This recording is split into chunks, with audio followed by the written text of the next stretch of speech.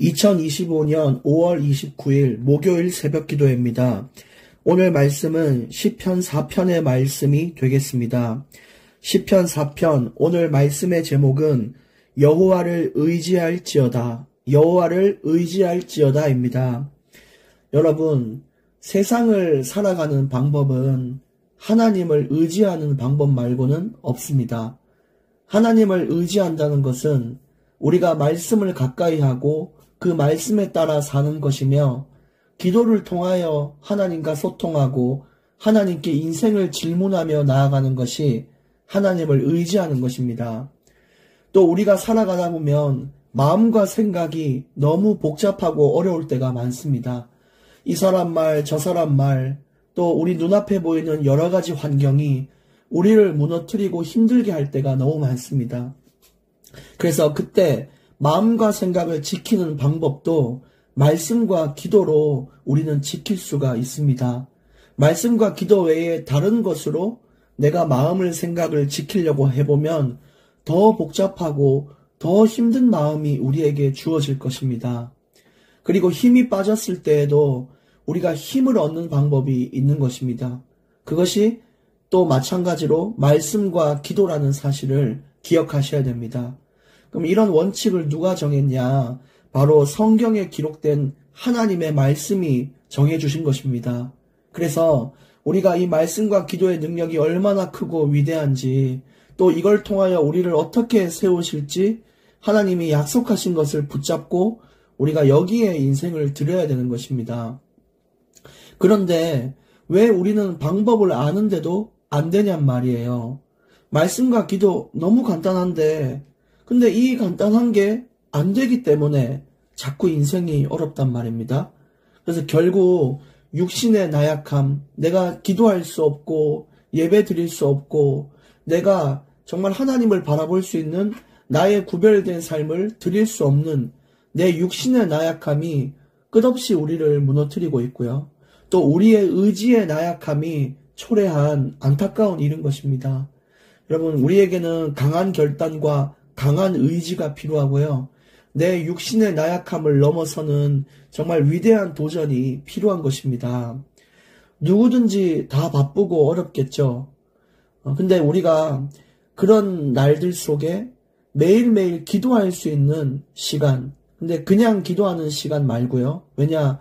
우리가 그냥 하나님 이렇게 바라보는 게 기도인데 그 정도의 기도 말고 하루에 정말 깊이 들어가는 시간, 기도에 올인하는 시간이 있다면 하나님은 모든 것을 회복하실 겁니다. 근데 사람의 나약함은 말씀과 기도를 못 드리도록 우리를 자꾸 올가매는 거죠. 그냥 너무 힘들 때는 말씀 기도 하고 싶지 않고 그냥 다 던져버리고 내가 내 몸이 원하는 기쁨을 먼저 찾게 됩니다. 쾌락을 추구하고 스트레스를 푸니까 일시적으로는 고통을 잊지만 그것은 고통을 잊은 것이지 고통이 사라진 상태는 아닙니다.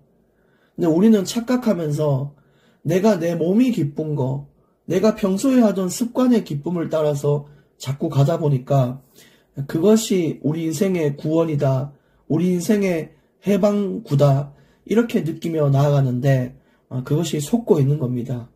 마치 바닷물을 마실 때 내 갈증이 해소된다라고 착각을 하잖아요.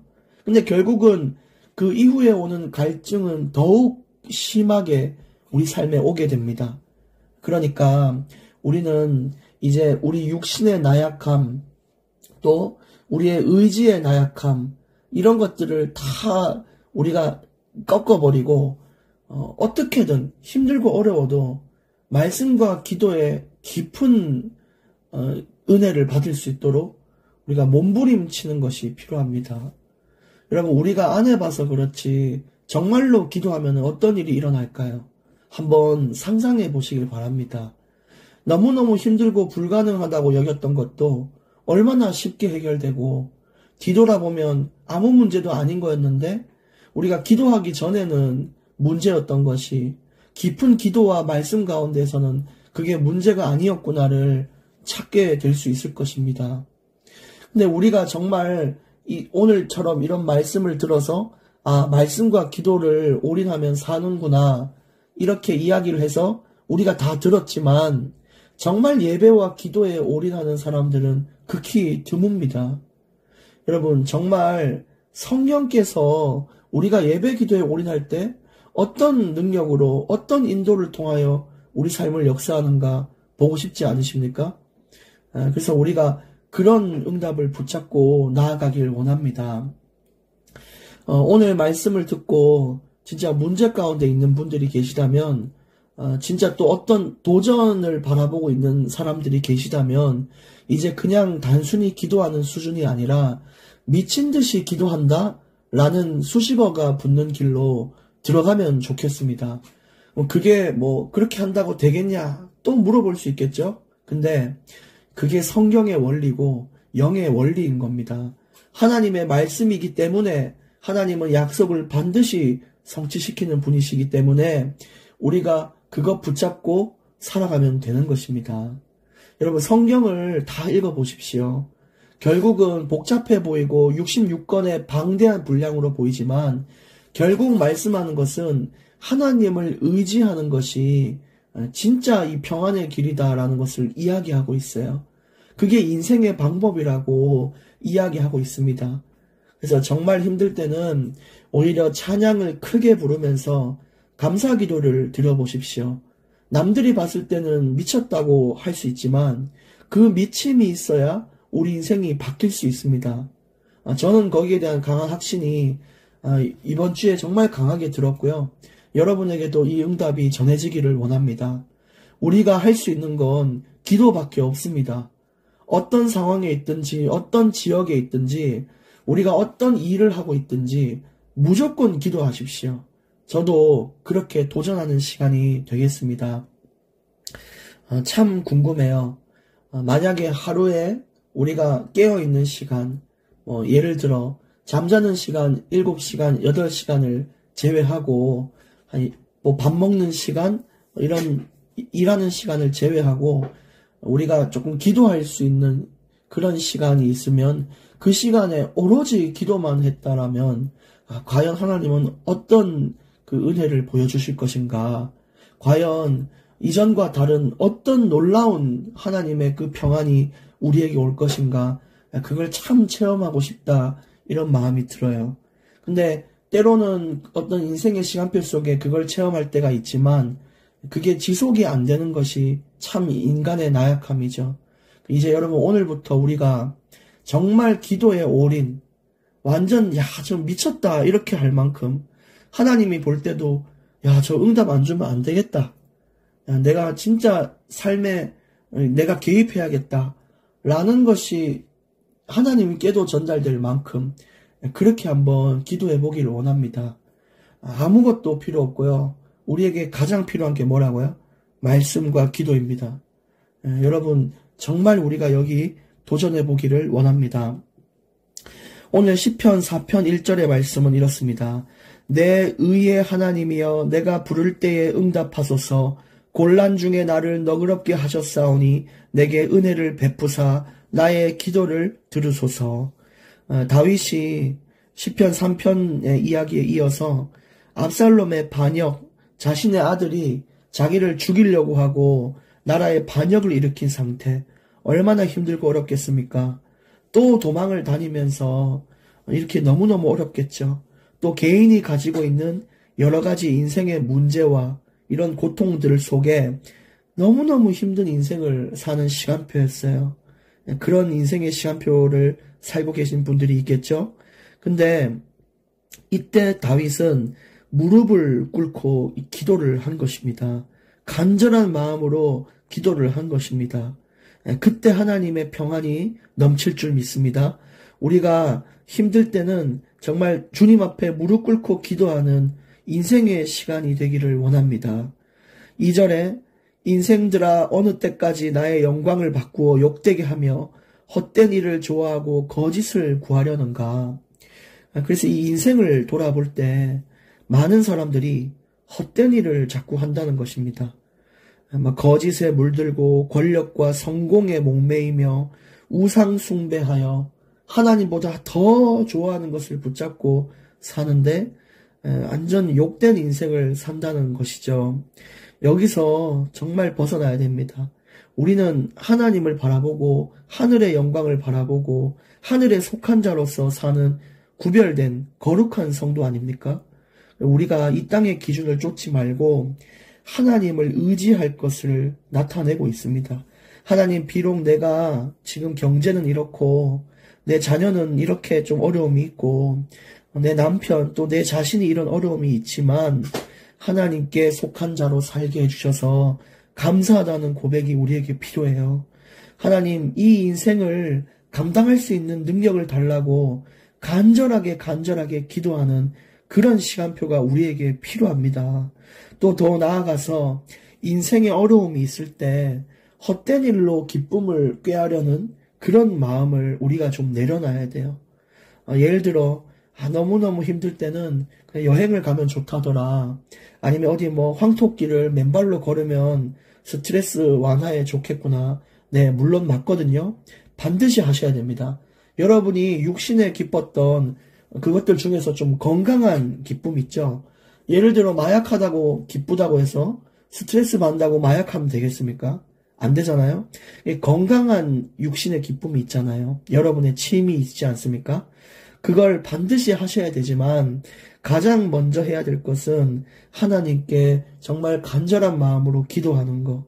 하나님만 바라보고 부르짖고 울고 하나님께 땡깡 부리고 하나님께 도와달라고 바짓가랑이 잡는 거. 그게 가장 먼저 인생에 따라와야 됩니다. 그리고 그것 이후에 우리가 기뻐하는 나름대로 실제 뇌에 영향을 주는 기쁨 있죠. 황토길을 걷는 거, 아니면 시원한 바람을 맞으며 좀 이렇게 눈을 감고 좀 사색하는 거, 여러 가지가 있어요. 그것이 그 이후에 같이 올 때 더 큰 기쁨이 따라올 수 있는 것이죠.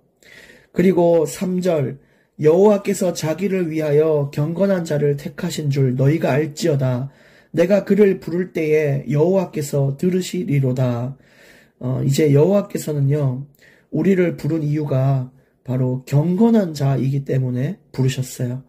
경건하다는 것은 진실이 따르는 자란 뜻입니다. 정말 그냥 순수하게 하나님 믿으면 된다고? 그럼 믿지 뭐. 이렇게 하는 사람을 주님은 택하시고 부르지, 주님을 믿으면 된다고? 웃기고 있네. 지금 주님이 중요한 게 아니야. 라고 은연중에 생각하는 것은 그 순수한 믿음이 아니에요. 그래서 그냥 어린아이들은 야, 이거 봐라. 이게 뭐다? 하면은 그냥 순순히 다 믿는단 말이에요. 근데 그것처럼 우리가 어린아이와 같은 순수한 믿음을 주님께 드리는 거. 그게 진짜 경건한 자의 인생입니다. 그런 자는 하나님을 부를 때 여호와께서 그 음성을 들어주신다고 3절에 얘기했어요. 그러니까 세상 평가에 속지 말고 세상의 기준에 속지 말고 정말 하나님이 인정하는 이런 삶을 살기를 원합니다. 하나님을 순순히 사랑하고 다른 것이 들리지 않을 만큼 하나님만 바라보는 그런 인생이 되기를 원합니다. 사람들이 너 그렇게 살아가지고 돈도 못 벌고 그렇게 베풀며 살면서 바보처럼 당하고 사냐? 거기에 속지 마시고 우리가 하나님이 주신 인생임을 믿고 기꺼이 미련한 자, 그게 말씀이 맞다면 기꺼이 미련한 자의 길을 가는 것이 먼 훗날에 누가 웃고 누가 울고를 결정하는 길이 되는 것입니다. 4절에 너희는 떨며 범죄하지 말지어다. 자리에 누워 심중에 말하고 잠잠할지어다. 여러분, 그래서 또 이야기하는 거. 범죄하지 말라. 자리에 누워 심중에 말하고 잠잠하라. 이것은 우리 인생의 멈춤을 뜻합니다. 너무 감정에 치우쳤을 때에 행하는 잘못된 실수들이 너무 많고요. 잘못된 고백, 잘못된 맹세가 너무 많아요. 분노든 뭐든 너무너무 이 감정을 멈출 수 있는 길이 필요합니다. 비록 내가 지금 기도할 기분이 아니고 내가 신나할 기분이 아니더라도 여러분 오히려 그 감정과 반대의 맹세를 들어보십시오. 그럼 그 맹세에 맞는 평안을 주실 것입니다. 여러분 정말 너무너무 힘들고 어려울 때 가장 신나는 찬양을 틀어서 부르십시오. 내 마음이 그걸 부르는 동안 불편해도 부르십시오. 하나님이 그 발버둥을 보고 응답하시는 것입니다. 여러분 정말 우리의 삶이 그렇게 될 줄 믿습니다. 그리고 나의 열심을 멈춰야 됩니다. 하나님을 다 제껴두고 말씀 내려놓고 기도 없이 열심히 내 인생의 돌파구를 찾는 거, 그걸 멈추라는 것입니다. 자리에 누워서 잠잠하게 고민하십시오. 이렇게 사는 것이 맞냐? 길을 찾으셔야 됩니다. 길은 예수님밖에 없거든요. 내가 곧 길이요 진리요 생명이니라고 말씀하신 예수님을 찾고 나아가셔야 됩니다. 그리고 5절에 의의 제사를 드리고 여호와를 의지할지어다. 무슨 제사, 의의 제사가 어떤 제사, 어떤 예배입니까? 정말 여호와를 기뻐하는 예배예요. 내가 그냥 옷 예쁘게 입고 예배당에 앉아 있고 그냥 예배 끝날 때까지 버텼다라는 것은 형식적인 예배입니다. 사람들 볼 때 경건해 보여야지, 사람들 볼 때 그냥 가식적으로 살아야지, 이게 아니라 진짜 그냥 사람을 의식하지 않고 여호와를 기뻐하는 예배, 그것이 저와 여러분을 살린다는 것을 기억하셔야 됩니다. 그 다음에 우리는 그냥 예배만 드리는 것이 예배가 아니에요. 살아가는 모든 숨 쉬는 거, 밥 먹는 거, 만남, 일하는 것도 예배라고 하셨어요. 거룩한 산 제사라고 하셨습니다. 여러분, 우리의 모든 순간이 예배임을 믿고 하나님 앞에 구별된 행동으로, 구별된 믿음으로 모든 삶에 임하기를 원합니다. 6절, 여러 사람의 말이 우리에게 선을 보일 자 누구뇨 하오니 여호와여 주의 얼굴을 들어 우리에게 비추소서. 우리에게 선을 보일 자가 누구냐? 이 말은 사람들 중에 누가 나에게 좋은 것을 주고 누가 나의 손을 잡고 누가 나의 인생을 좀 바꿔주겠냐라는 막연한 기대인데, 그것을 바라보지 말고 하나님이 내 삶에 나타나는 것을 더 기뻐하라는 것입니다. 하나님이 내 삶에 함께 하시고 계신다는 그 확신이 드는 자는 평안의 길이 있어요. 여러분 정말 그런 길을 가기 위해서도 필요한 게 뭐냐? 내 마음은 힘들고 어려워도 기쁨의 감사와 또 천국의 소망을 바라보는 그런 기도를 드리는 것이고요. 하나님 정말 날 도와달라고, 하나님 밖에 없다고, 내가 당장 내 힘으로 뭔가 할 수 있는 게 있을지라도 먼저 기도하고 할 수 있는 자, 그럼 하나님이 임마누엘의 응답을 주실 것입니다. 7절에도 보시면 주께서 내 마음에 두신 기쁨은 그들의 곡식과 새 포도주가 풍성할 때보다 더하니이다. 이 곡식, 새 포도주, 눈에 보이는 것들, 아름다운 것들 있죠. 그런데 여러분, 외적인 풍성보다 더 행복한 것은 내 마음에 주신 응답이에요. 아무리 궁궐에 살아도 내 마음이 울적하고 우울증에 시달리는 것, 여러분 그렇게 사는 게 좋으세요? 아니면 가난한 집이지만 라면 먹으면서도 내 마음의 소망과 기쁨과 희망으로 가득 찬 인생이 더 좋아 보이세요? 이 내면의 풍요가 더 맞다는 것입니다. 하나님이 주시는 평안이 있어야 우리가 매일매일을 살아갈 수 있고 고통도 이길 수 있고 이 험한 세상을 견딜 수 있어요. 그러니까 여러분, 육신의 것들로 기쁨을 자꾸 누리려고 하지 마십시오. 이 지평수를 더 늘려야 행복할 텐데 그건 행복이 아닙니다. 편리하고 편안한 것이지 행복한 거는 다른 것입니다. 평안과는 다른다는 것입니다.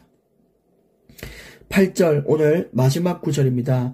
내가 평안히 눕고 자기도 하리니 나를 안전히 살게 하시는 이는 오직 여호와이시니이다. 우리가 잠 못 이루는 밤들이 참 많죠. 내일의 고민, 그 다음날의 이 고통, 이런 것들 때문에 잠을 잘 못 이루는 현대인들이 많아요. 근데 왜 다윗은 전쟁 가운데에서도 평안하게 자고 깼을까요? 여호와를 신뢰하기 때문입니다. 내일 내가 얼마나 힘들고 어려울지 내가 육신으로는 감이 오지만, 그러나 그것보다 더 크게 역사하실 하나님을 신뢰하고 믿는 것입니다. 여러분, 내일과 오늘 그리고 평생을 인도하실 여호와를 의지하며 살아가길 원합니다. 기도하겠습니다. 하나님 감사합니다. 오직 여호와를 의지하는 인생 되게 해 주옵소서. 예수님 이름으로 기도합니다. 아멘.